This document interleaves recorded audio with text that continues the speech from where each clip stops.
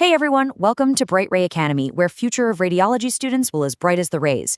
I am absolutely thrilled you're joining us for this explainer. Today, we're cracking open Chapman and Nakielny's Guide to Radiological Procedures to really lock down the absolute foundations of our field. Whether you're literally just stepping into the radiology department for the first time, or you're just here to solidify your core knowledge, consider this your launch pad. We're going to dive into exactly how we make the invisible visible and, of course, the massive, profound responsibilities that come with wielding ionizing radiation. Here's our game plan for today. First, plain film basics. Second, fluoroscopy and motion. Third, the role of contrast. And finally, radiation risks and ALARP. Let's get right into it. Section 1. Plain Film Radiography Basics. Okay, so plain films are the absolute bedrock of medical imaging.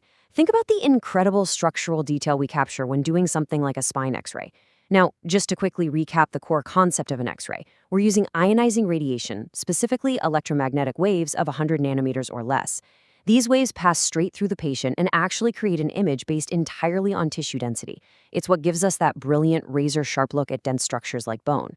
Before we even think about touching the advanced, super complex procedures, this right here is our starting line. But we really have to respect the parameters of the tools we're using. Plain films, they're incredibly cheap, and you can get them pretty much anywhere, which makes them a fantastic preliminary screening tool. They give us a vital anatomical baseline. Like say you need to survey a patient's vertebral column before a complex spinal procedure, plain film is your go-to. But here's the crucial catch. They act like a static photograph. Because they're just a single snapshot in time, pathological processes, we're talking infections or even bone tumors, often have to be quite advanced before they even become radiographically visible. You could literally have a patient sitting in front of you with significant joint disease, and their plain film might look completely 100% normal. Kind of wild, right? Moving right along to Section 2, fluoroscopy, real-time imaging. So, what happens when we need to see the body actually doing its thing, actively functioning? This is where things get really cool. Think about it like this. Plain film radiography is our static anatomical photograph. It gives us great basic structural data. But fluoroscopy? Fluoroscopy is basically an animated video of your patient's insides. It's a dynamic live stream. It utilizes continuous X-rays paired with image intensification, which allows us to perform real-time functional assessments. So when your patient is moving around, breathing, or swallowing, fluoroscopy literally lets you watch the mechanics of those actions happen live on a monitor. Let's actually walk step by step through a textbook esophageal fluoroscopy assessment, just to see how this plays out in a real clinical scenario. Step 1, we start with the patient standing erect. We specifically put them in a right anterior oblique position, and we do that so the esophagus is projected totally clear of the spine. Step 2, the patient swallows a nice, ample bolus of barium. Step 3, this is where the magic happens. We use continuous dynamic observation, our animated video live stream, to actively watch the mechanical function of the esophagus as they swallow. And then finally, step 4, we take fluoroscopic grab images, basically spot exposures, to capture the entire esophagus and the gastroesophageal junction for our static records. So you get the absolute best of both worlds, dynamic real-time assessment plus high-quality static captures. Section 3, the role of contrast. Did you catch the secret weapon in that last procedure? Normal X-rays just pass right through soft tissues, like the stomach or the intestines. If we want to actually see them, we need helpers. That's where our contrast media comes in. Two of the absolute heavy hitters here are barium and LOCM. Barium is honestly fascinating. It's a suspension made out of finely ground barium sulfate. The particles are microscopic, we're talking around 1 micrometer, and they're suspended in a non-ionic medium. What does that actually mean for us? It creates a solution with a pH of 5.3, making it perfectly stable even when it hits gastric acid. It is hands down the ultimate tool for painting the inside of the GI tract. Then, on the flip side, we have LOCM, low osmolar contrast material. This is an iodine-based contrast that we inject to highlight the intravascular and urinary systems. Whether you're running an intravenous excretion urography or mapping out blood vessels, LOCM provides the exact density we need to make those fluid systems just pop right off the screen. Section 4, radiation risks and ALARP. Okay, I want to slow down for a second here because we really need to shift to a more serious tone. Everything we've covered so far involves incredible technology, but it carries a profound professional responsibility. We are using ionizing radiation, and that has inherent undeniable dangers. Which brings us to the absolute golden rule of radiology. If you remember nothing else today, lock this into your brain.